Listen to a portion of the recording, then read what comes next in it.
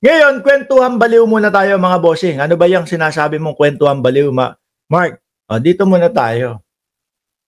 Kay Kiko Barsaga, no?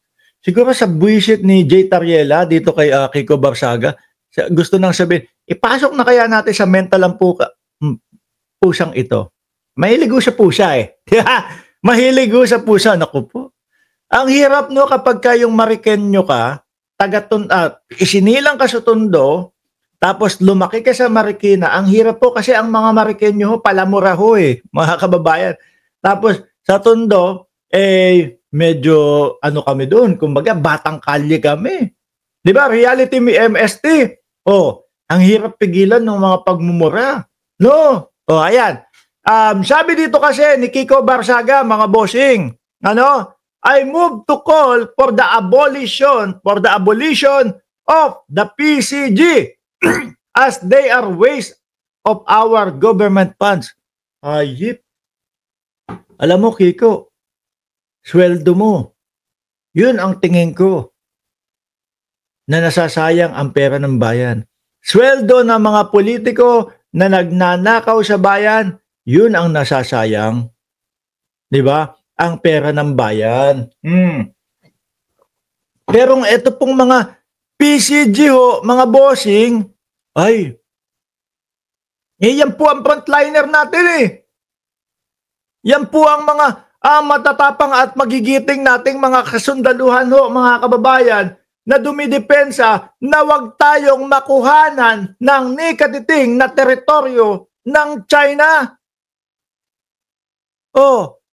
Sabi, this call is both reckless and deeply insulting to the 36,000 strong of the PCG who serve this nation with honor and courage. Tingnan nyo ho yung mga pinagsasasabi nitong si Kiko Barsaga. Tingin ko ho mga kababayan, kahit papaano merong mga matatalino na mga DDS, maiintindihan nila to. No? Kahit po papaano merong mga DDS na hindi po pumapanig sa China, maiintindihan po nila kung ano ang trabaho ng PCG, mga bossing. Kung ano po ang ginagawa ng PCG, mga kababayan. Di po ba? Kaya tignan mo, eto, si Kupal, wala na hong masyadong pumapansin sa kanya. No? Wala na, tapos na yung kasikatan niya. Yun na yun! Yun na ho yun. Isang bulusok lang, mga bossing. Kasi nga, napaghahalataan na kung ano-ano lang ang sinasabi at napaghahalataan na fame lang ang habol, kasikatan lang ang habol. Biruin mo, ayan, kahit na DDS ka no? Ipabasura daw, ipatanggal daw yung PCG, mga bossing. Kahit na DDS ka, maintindihan mo, kalokohan lang yung mga pinagsasasabi ni Barsaga napansin ng mga DDS, si Kiko Barsaga, nung nagsalita siya against kay Martin Romualdez. Naalala niyo ho yun? Di ba? Napansin ng mga DDS yun. Ngayon, ano ginawa ng mga DDS, mga bossing? Oy! Nako! May bago tayong bayani sa pangalan ni Kiko Barsaga. Di ba? Oy! Nako! Eto, magiting na congressman, lumalaban sa gobyerno, si Kiko Barsaga. Di sinuportahan. Yung bata naman, natuwa, ang daming sumusuporta sa akin. Ginagawa na ako ngayong bayani ng mga DDS. Tinuloy-tuloy niya yung mga pagpo-post kung ano-ano ang mga pinost.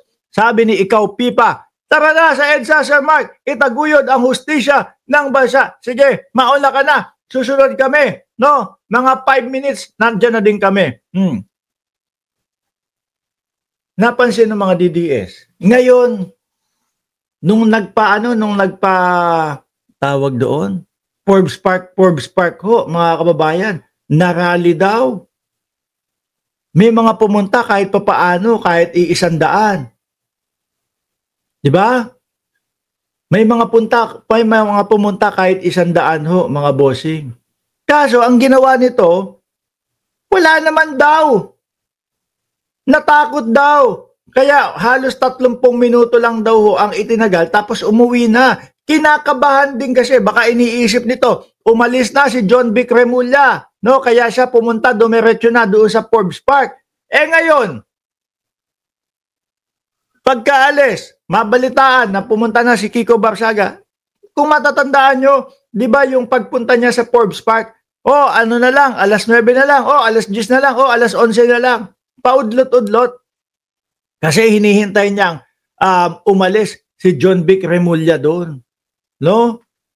Siguro inisip niya, pagpunta niya, ay naku, alis na ako agad kasi baka bumalik dito. Takot din naman ho yan, mga kababayan eh. Sir Miko Boys, mas maganda nga sir kung nakapasok sa Forbes Park, they will have the right to slap this guy. Siyempre yung mga security, hindi na huhahayaan na madistorbo yung mga nakatira doon. Ano po? Pero kung ito, pumasok doon mismo sa Forbes Park, baka patay na to kung nanggulo to di ba? Bakit to? Hindi kasi yung sinasabi nila, yung sugurin ng Forbes Park, tapos manggugulo sila doon, tapos may isang pamilya na ginulo itong si Kiko Barsaga doon. Siyempre may mga security doon, puro mga di baril ho yun. Hindi nila hahayaan na magulo yung pamilya na kanilang binabantayan. Kung ginulo ni Kiko Barsaga yun, di baka ho pantay na paan yan, mga kababayan. Hindi ho ako nagbabanta. Ano po, sinasabi ko, yung posibleng katunghayan niya, kung nangyari talaga, kung talagang ipinilit niya yung pagpasok. Kasi yung mga sinasabi niya, sugod. Ibig sabihin nun, pag sugod, may pagpupumilit na makapasok doon sa lugar. Di ba, Sir Archie Berroya? Dapat pinilit nila, no? Dapat pinilit ni Kiko Barsaga. Tapos mag-lighter siya doon. Ay, naku po, malamang pantay na paan ito. No, ngayon naman po, ang trip naman, no, mga kababayan, yung PCG naman po. Mahiya naman kayo, mga DDS. No? Mahiya naman kayo. Yung mga kasundaluhan, yung mga Coast Guard, yung mga pumaprotekta sa atin, mga kapulisan. Kaya po, nananatili ang kaayusan, katahimikan ng ating bansa dahil dyan sa mga yan. Isang paa niyan, nasa hukay, no? Sa serbisyo nila. Sa ibang bansa ho, mga bossing, pag nakakasalubong ng mga ganyan, nalagpasan ko pala to. Sorry, Sir Miko. Yan, salamat po sa inyong super sticker. Pag nakakasalubong ho kami, mga boss si Pamo, sir, ng mga kasundaluhan, sinasabi, thank you for your service. Alam niyo po, ang ginagawa pa doon sa mga kasundaluhan, matitipuno po yun, ha? Malalaki katawan, talagang mga bagong ligo, kunyari, bagong alis pa lang sa bahay nila. No? Kunyari, mahaba ang pila, papaunahin pa ho yun, kahit matipuno po. Ganon, iginagalang, mga bossing. Sabi ni Scorpius, i-abolish ang Coast Guard. Gago pala tong pusa na to sinabi niyo pa ho.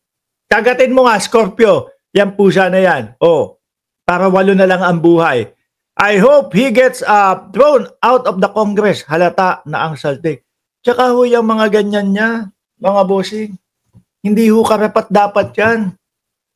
No, hindi ho po karapat-dapat yan na nananatili po sa Kongreso. Ewan ko kung bakit tumatagal pa o umaabot pa. No, hindi po masama ang kumontra sa gobyerno. Hindi ho, no? Pero sana naman yung mga sinasabi mo tutugma doon sa mga doon sa pagkontra mo. Kung ano-ano na lang ho pag wala eto trip dito si Kiko Barsaga ngayon, etong grupo na to. Ngayon naman eto naman sila Jay Tariela, yung Coast Guard naman. Eto naman susunod naman yung kasundaluhan naman. Di ba? Kaya ho, ayan, kahit papaano hindi na pinapansin ng mga DDS.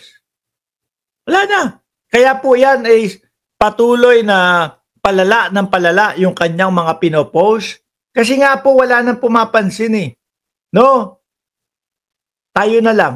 Hindi naman po natin pwedeng palagpasin yung mga ganito. Mga bossing. Kailangan po natin na iparamdam doon sa ating mga PCG, doon sa ating mga AFP, doon sa DND, sa lahat ng kasundaluhan, sa lahat ng mga kapulisan na tayo po ay nakasuporta sa kanila. No? Ganun.